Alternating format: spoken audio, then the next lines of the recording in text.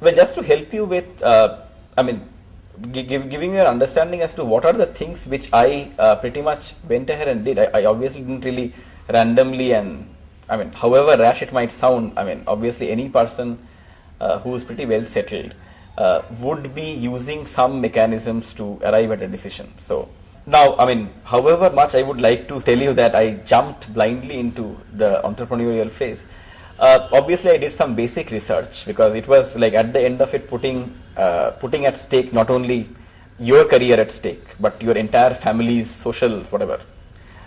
Social status at stake. In India, social status becomes a very important thing anyway, and security is at stake. Now, one of the things which I might mention is, in such a stage, I mean, would you normally go ahead with your gut feel and jump into something, and entrepreneurship, and or would you go about taking some very measured ways as to how exactly, and before exactly you sort of get into entrepreneurship? It was not really completely a blind call. But I obviously went through some amount of, probably about a month. The month of December 2007 was spent pretty much in that. And some of the things which I did was, one, I consulted my IIT seniors. Some of them who had started their own companies, because it's always good to have first-hand experiences from the people that you know of, because they tell you the truth. Otherwise, it is very easy for entrepreneurs, many of them, who are probably successful, the better, to tell only the good parts of the entire thing. The second thing is, I also try to sort of read as much as possible, because you have to really sort of question yourself whether that niche that you are sort of talking of, that particular market segment that you are targeting, that particular business category, is it good enough to sustain you for your entire life? Because your company is going to be your life. The third thing which I did was, I have a huge amount of trust in academia, and I have very good contacts with my professors. And I sort of took the help of my professors also to guide me in a very level-headed, structured way as to how should I pretty much go ahead and approach this particular dilemma.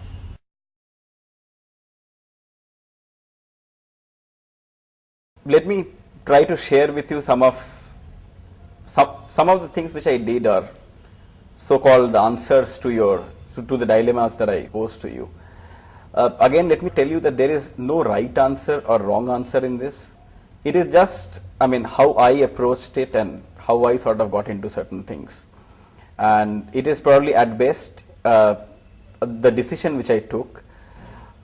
Right or wrong, at least we are surviving and growing after about 4.5 years. So, but still that doesn't really mean that we couldn't really have grown faster if we had taken some other course.